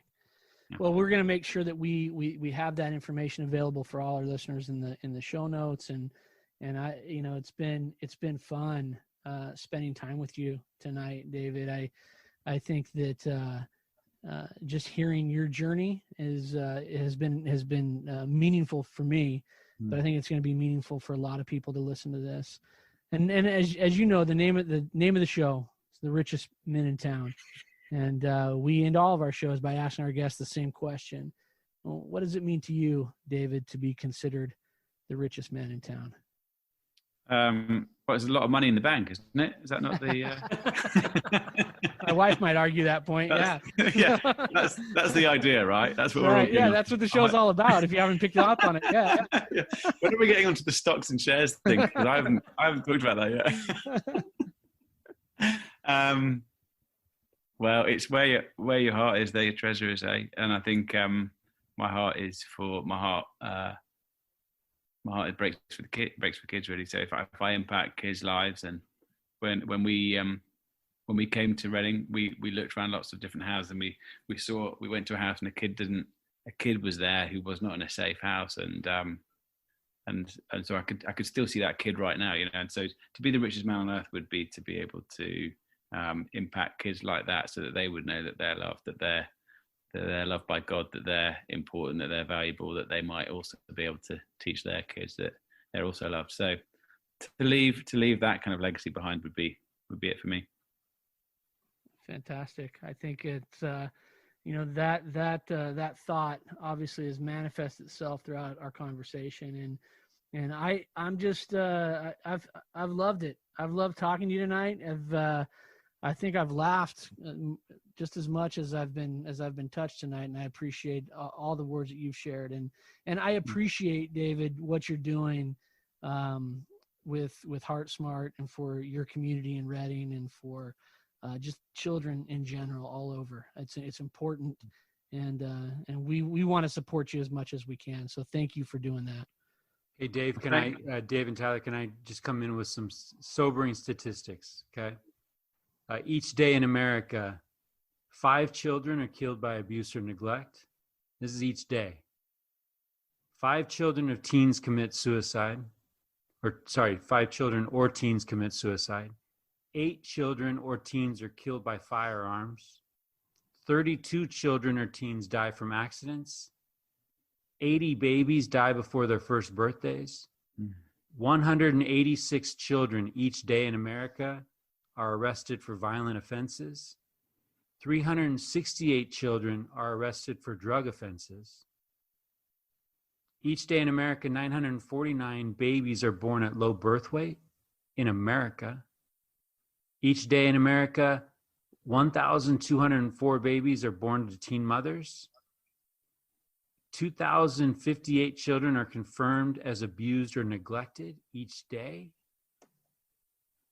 Each day in America, 2,573 babies are born into poverty.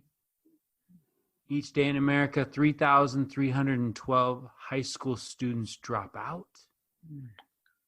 Each day in America, 4,133 children are arrested. And each day in America, 18,493 public school students are suspended.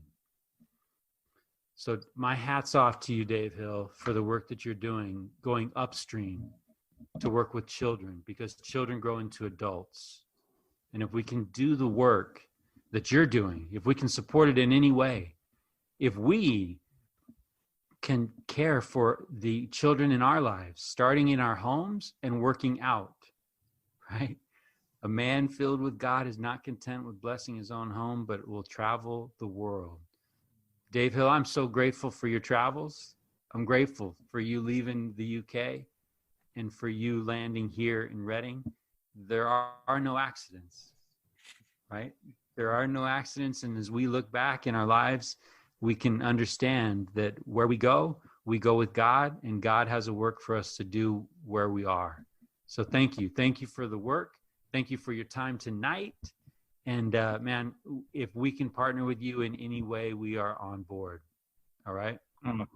Thank you, guys. I mean, we appreciate you. Thank you so much. You guys are amazing. I've talked about stuff I would never talk about. I don't know how you got it out of me. You got it out of me somehow. I don't know what sneaky tricks you played, but I was very vulnerable tonight. So, but thank you so much for having me. It's been and for your encouragement and your wisdom, and yeah, bless all the stuff that you guys do. So grateful. You keep going. You keep going, brother. We appreciate you, man. Absolutely. Have a good night, Dave. It's been a blast. All right. God bless. See ya.